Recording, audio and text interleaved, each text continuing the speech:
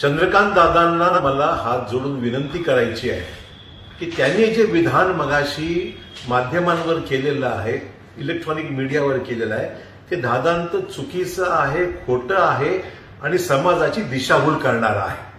मी कधीही म्हणालो नाही की 102व्या घटना दुरुस्तीनंतर राज्याला अधिकार राहिलेले नाहीत असं मी कधी म्हणालेलो नाही.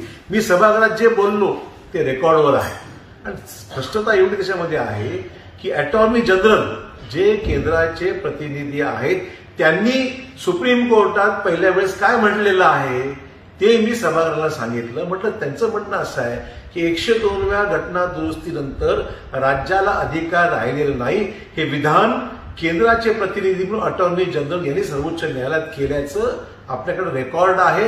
मी फक्त बोलतो म्हणून नव्हे तर हे ते रेकॉर्ड जे आहे मी समोर दाखवू शकतो आणि सुप्रीम कोर्टात झालं सुनावणी तर जगजाहीर आहे, सगळ्यांना माहितीच आहे.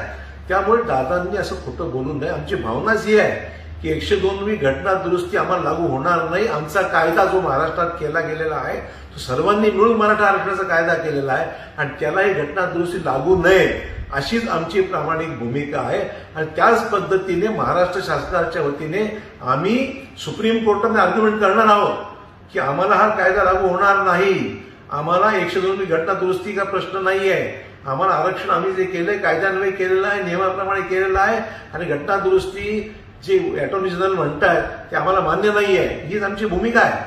परंतु अटॉर्नी जनरलनी तिकडे एक म्हणावं आणि दादांनी विपर्यास करून इथे काहीतरी वेगळं सांगावं. मला विनंती करायची, कृपया मराठा आरक्षणाचा विषय हा राजकारणाचा विषय नाहीये.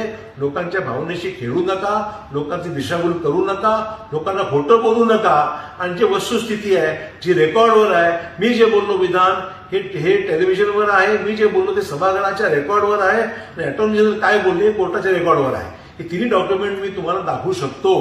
कृपया आपण सन्मान्य ज्येष्ठ नेते आहेत भाजपाचे, तर कृपया चुकीची विधानं करून लोकांची दिशाभूल करू नका अशी हात जोडून विनंती. एकत्र मिळून हा लढा यशस्वी करूया एवढीच हात जोडून विनंती आपल्याला.